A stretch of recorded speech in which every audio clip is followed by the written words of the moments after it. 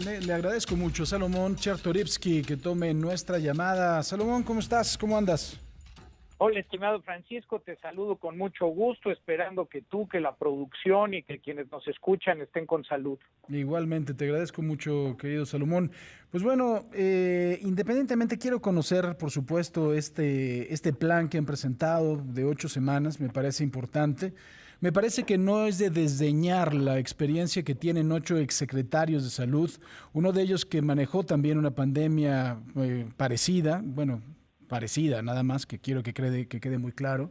6 exsecretarios, perdón, uno de ellos que manejó una pandemia parecida, y los demás que tuvieron esa altísima responsabilidad de cuidar la salud de los mexicanos.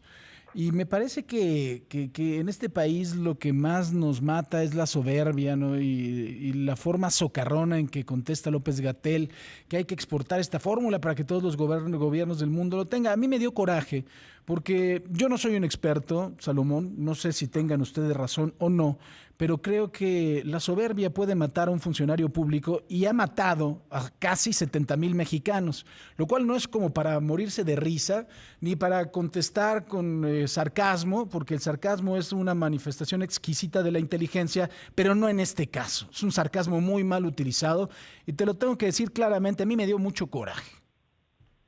Mira, comparto contigo, pero además, Francisco, la verdad es que de alguien que se dice científico, pues lo que esperarías es a que se juzgaran los hechos, que se leyera el texto, en lugar de los adjetivos, el chiste fácil o el sarcasmo.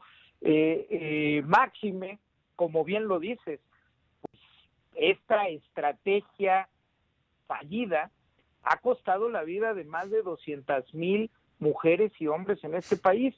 Creo que eso no es motivo de chiste ni de al revés, debería de ser el motivo de la máxima evaluación con la mayor seriedad para poder, por supuesto, un ejercicio de rendición de cuentas, pero también, como lo hemos pretendido con este texto, un cambio de ruta, Francisco, hacia dónde, cómo podemos mejorar, cómo podemos corregir, porque aún hay vidas que salvar.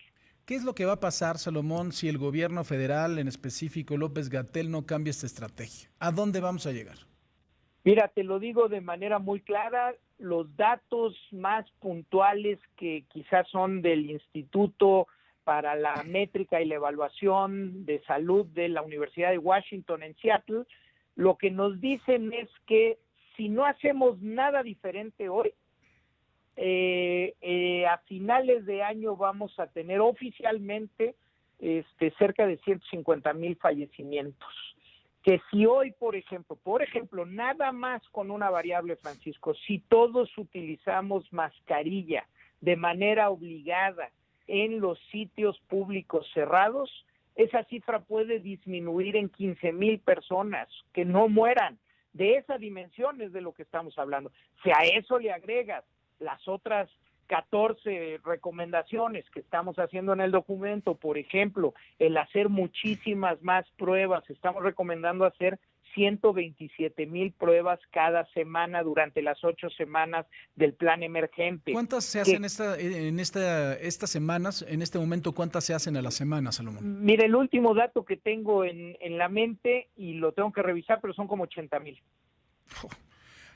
Ahora, una de las cosas claras, se está aplanando la curva, está empezando la gente a contagiarse menos, hay menos muertos, o nos van a salir después con que, hay un rebrote. ¿Cuál sería la explicación de alguien que sabe de esto?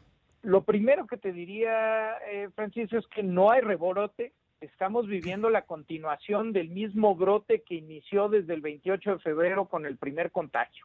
No hay un rebrote. O sea, esto no está Nunca, controlado. nunca, una de las primeras conclusiones del diagnóstico muy serio sobre hechos que se hace en el documento es que en nuestro país la pandemia no está controlada. Ya hablamos en esta introducción del número de fallecimientos, pero déjame te doy otros dos datos que son muy preocupantes. Uno es que somos el país en el mundo donde más personal médico y de enfermería ha fallecido, Francisco. Ese es un dato que debe de ocupar y que debe de ser cuestionado de cómo se preparó y cómo se compraron los insumos para la seguridad del personal médico y de enfermería. Otro dato relevante, Francisco. 79% de todos los fallecimientos fallecieron sin llegar a cuidados intensivos, a recibir cuidados intensivos. Esto quiere decir que gente falleció en su casa o que llegó muy tarde a las unidades médicas para poder recibir la atención que hubiera requerido, los cuidados intensivos o bien la respiración de soporte, la respiración mecánica. Son datos de una pandemia que no se controló bien en nuestro país, Francisco, y donde todavía hay medidas que se deben de tomar para rectificar. Ahora, Salomón, aquí hay otras variables también que son muy importantes, ¿no? Platicaba con el responsable del área respectiva del Instituto Salvador Subirán de Nutrición, en donde decía que también tenemos una grave falta de especialistas en el manejo de respiradores, que eso también, o sea que no es nada más, mira, ponlo a respirar, préndele aquí y ya lo entubas. En la realidad puedes acabar con la respiración refleja, con ese reflejo del cuerpo, si no sabes manejar un ventilador, y creo que no ha habido una política pública en el sentido de poder pues tener una capacitación adecuada a las personas que están manejando los respiradores. Es correcto y en efecto, y si platicaste con el doctor Guillermo Domínguez, es probablemente uno de los más importantes médicos clínicos especialistas en esta materia, y en efecto, pero déjame regresar al dato que te estaba dando. 79% ni siquiera llegaron, Francisco, a cuidados intensivos. Esto nos lleva, sí, por supuesto, a poder tener mejor capacidad de intensivistas y de enfermeras especialistas en cuidados intensivos y en manejo de respiradores, pero aquí hay un problema anterior, Francisco. Nosotros sugerimos que hay que modificar esta directriz de si te sientes mal, quédate en casa, a menos que ya no puedas respirar. Nosotros lo que decimos es que por eso se generó una suerte de nosofobia en donde a muchos les dio miedo ir al hospital. Sí, hoy es que creo que teníamos la sensación de que vas al hospital y te contagias, ¿no? Y no es cierto.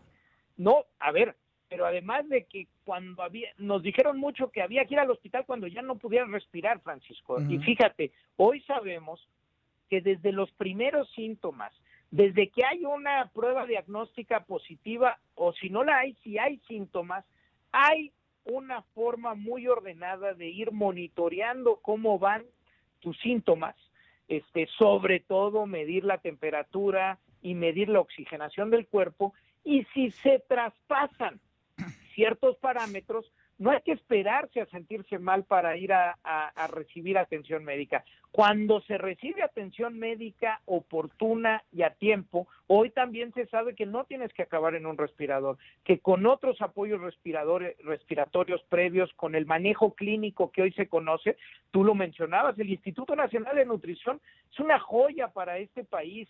Han avanzado en la clínica de manera profunda y hoy saben mucho mejor de lo que sabíamos hace 5 meses cómo tenemos que atender un paciente. Lo mismo el Instituto Nacional de Enfermedades Respiratorias, que esta es otra de las recomendaciones que hacemos. Ese conocimiento que se ha generado en los grandes centros de especialidad se tiene que buscar que se traslade a los demás hospitales de nuestro país, Francisco. Hablando con Salomón Chertorivsky, exsecretario de Salud de nuestro país, sobre este tema de las propuestas para redirigir la pandemia. Salomón, sabemos que tienes un compromiso.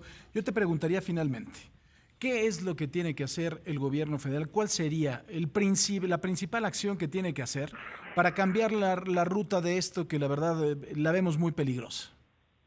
Como te decía, son 14 recomendaciones, pero si tengo que súper simplificar, déjame decirte 4 cosas. Una, mandatar el uso obligatorio del cubreboca en todos los lugares públicos cerrados.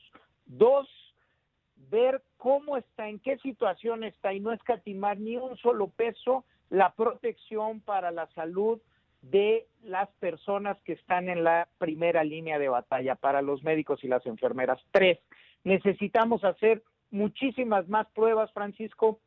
A partir de las pruebas y tener casos positivos confirmados, ese caso, trazar cuáles han sido sus contactos, hacerle pruebas a todos esos contactos, tener mapeos mucho más claros de toda la población que esté en un momento dado contagiada y en un espacio físico tal vez contagiada, para poder hacer confinamientos mucho más precisos. Y cuarto, necesitamos irnos preparando, Francisco, para los 3 últimos meses del año con la época invernal y la llegada de la influenza, que si bien este año en el cono sur ha estado tranquila y que es nuestro parámetro porque ellos tuvieron el invierno primero, pero ellos estaban en confinamiento cuando esto les dio, estaban en las medidas de la pandemia, en la higiene, entonces eso ayudó.